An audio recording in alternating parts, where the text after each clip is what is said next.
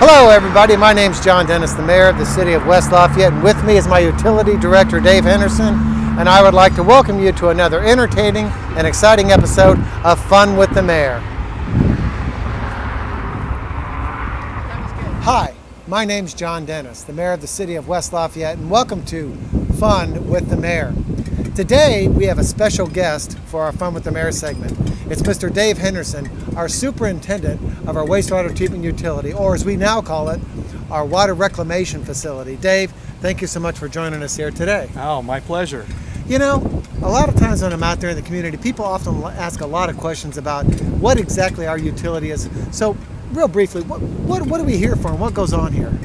Well, basically everything that goes down the drain in the city of West Lafayette, Purdue University, comes here for treatment before it goes to the Wabash River. So we take everything that comes in here, treat it with a bunch of biological critters that eat the waste in the wastewater. So I guess a simple way to put it is to say that this is where your dinner goes, correct? Once you're through with it, yes it is. Awesome stuff. So a lot of times when I'm out as well, people often ask a very, very base level question. What is that smell and how do we get rid of it? Well, we have a lot of tools at our disposal here. Okay, just in case, ladies and gentlemen, Mr. Henderson is using one of our brand name Febreze products. So glad. But seriously, there are some odors associated with what comes in here, especially during the summer months.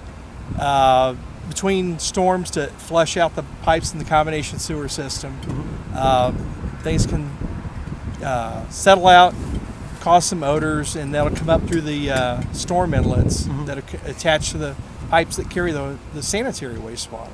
So it's temporary, and all it takes is one good rain or one good flushing, and away it goes, correct? Absolutely. It scours the pipes, and all that comes down here for treatment. Great. Well, something else that we have around here is we have something that's called a lagoon, correct? Yes, we do. And what, in essence, is that lagoon? What does it do, and what does it contain?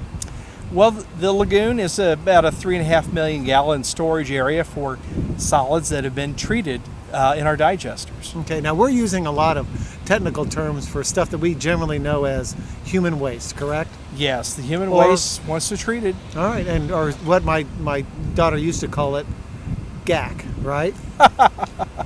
Sure, that's good as term as any, I suppose. Essentially, another thing that people often ask about is what we're dealing with here at our wastewater utility is very well refined food products, correct? Absolutely. And one would make a natural assumption that some of that food product provides sort of a secondary or residual product as well. Well, it does. A couple of them, actually. When we take the solids and treat them in the digesters, we can take the methane gas that's released from the treatment of that waste and use it to provide part of the power at the plant, 20% in our case. So I guess this would be the ultimate in recycling?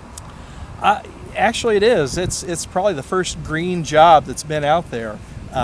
We get energy, and the leftover material out in the lagoon is put on farmland for fertilizer. There you go.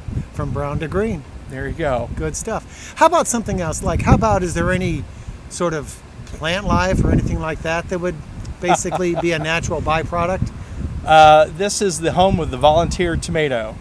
Tomato seeds are pretty hardy and will pass through all sorts of environments unscathed and start growing on site here. So it's tomatoes. Tomatoes. You'll see tomatoes pop up here in the spring and summer. I would have thought would have been corn. Well, another thing that I think that people don't seem to understand is that this isn't just a matter of going from the source to the river. There's a lot of science involved, a lot of chemistry involved, and it is a pretty high-skilled technical environment in which to work. Is that correct?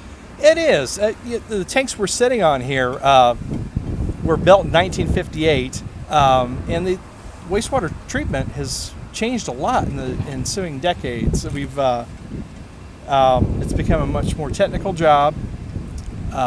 We have to have a certification from the state of Indiana to run the place. So, and that's something else I think we can talk about very briefly.